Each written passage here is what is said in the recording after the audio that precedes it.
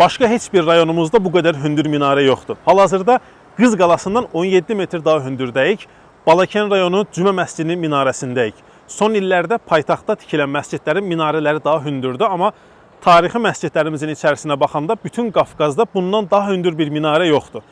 Minarə bütövlükdə bişmiş kərpicdən tikilib, qırmızı kərpicdən. Üzərində də maraqlı naxışlar işlənib çöl tərəfində. Bura gələndə uşaqları tək icazə vermirlər qalxmağa, amma böyüklər məscid rəhbərliyindən icazə alıb bura qalxa bilirsiniz. Amma qalxanda nəzərə alın ki, 127 pillə var, hamısını saydıq bir-bir. 2-3 dəqiqə çəkir bura kimi qalxmaq.